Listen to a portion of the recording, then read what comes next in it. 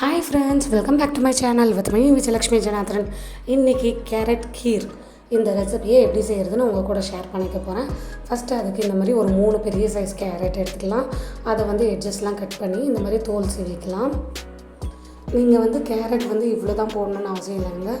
இப்போ நான் செய்ய போகிற கீர் பார்த்திங்கன்னா ஒரு 4 to 5 மெம்பர்ஸ் சாப்பிட்லாம். ஒரு 6 to 10 மெம்பர்ஸ் இருந்தால் நீங்கள் ஒரு 1/2 கிலோ அளவுக்கு கேரட் எடுத்துக்கலாம். இது ஒரு 1/4 கிலோ அளவுக்கு கேரட் இருக்குது. இந்த சின்ன சின்ன பீஸஸாக இந்த மாதிரி சாப் பண்ணிக்கிறேன். சாப் பண்ணிவிட்டு ஒரு 1/2 கேரட் மட்டும் அப்படியே எடுத்து வச்சுக்க போகிறேன். இப்போ ஒரு குக்கர் எடுத்துப்போம். அதில் நம்ம கட் பண்ணி வச்சுருக்க கேரட்லாம் வாஷ் பண்ணி உள்ளே சேர்த்துடலாம்.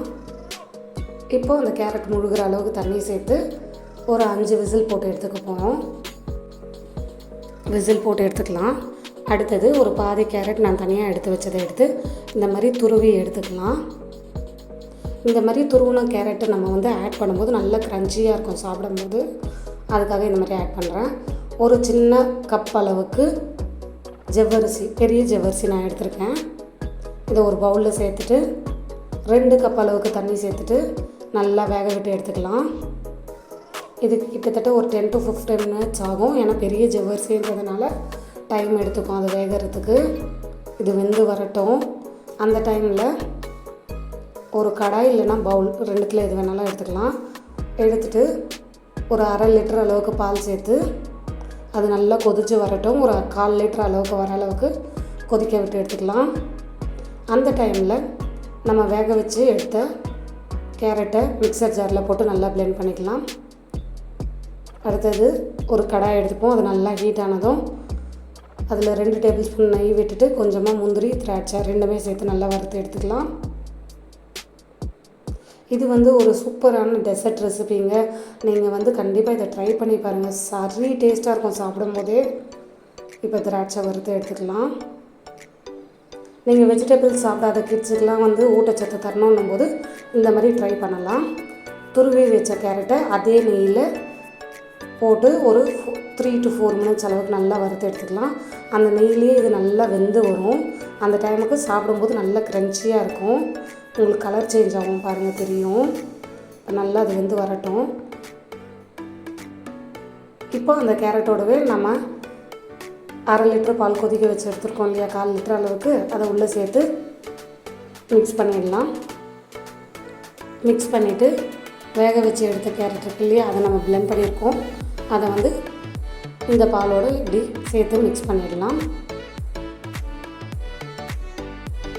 மிக்ஸ் பண்ணதும் நமக்கு கன்சிஸ்டன்சி நல்லா திக்காக வரும். பட் இது இன்னமும் திக்னஸ் வர்றதுக்காக இன்னொரு ஆப்ஷன் இருக்குது, அதை நான் சொல்கிறேன். இப்போ தேவையான அளவுக்கு ஏலக்காய் சேர்த்துக்கலாம். ஏலக்காய் பவுடர் இருந்தாலும் சேர்த்துக்கலாம். சேர்த்துட்டு இது ஸ்வீட்டுக்காக நான் இங்கே ஒரு 8 டேபிள் ஸ்பூன் அளவுக்கு சுகர் சேர்க்க போகிறேன். உங்களுக்கு ஸ்வீட் அதிகமாக வேணுன்னா அதிகமாக சேர்த்துக்கலாம். நான் மீடியமாக தான் சுகர் சேர்க்குறேன். சேர்த்துட்டு நல்லா மிக்ஸ் பண்ணி விடுவோம். இப்போ பார்த்தோம்னா இது இன்னும் நல்லா திக்காக வரணும். ஆக்சுவலாக கீரைன்றது பார்த்திங்கன்னா ரொம்ப தண்ணியாகவும் இல்லாமல் ரொம்ப திக்காக இல்லாமல் மீடியம் கன்சிஸ்டன்சியில் இருக்கும். வேக வச்சு எடுத்துருக்க ஜவ்வரிசியை நான் அப்படியே உள்ளே சேர்த்துக்க போகிறேன். நீங்கள் தண்ணியோடவே சேர்க்கலாம், இல்லை தண்ணி இல்லாமையும் வடிகட்டி சேர்க்கலாம். நான் இங்கே அப்படியே தான் சேர்த்துருக்கேன். இது நல்லா கொதித்து வரட்டும். அடுத்தது 2 டேபிள் ஸ்பூன் அளவுக்கு பால் பவுடர் எடுத்து அதில் கொஞ்சமாக பால் விட்டு நல்லா கரைச்சி எடுத்துக்கலாம்.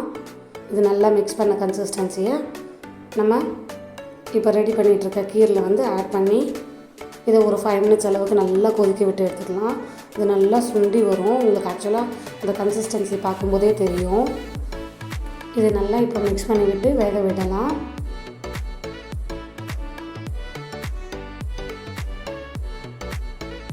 இது வேகும்போது பார்த்திங்கன்னா நான் டேஸ்ட்டுக்காக கொஞ்சமாக இங்கே குங்குமப்பூ ஆட் பண்ண போகிறேன்.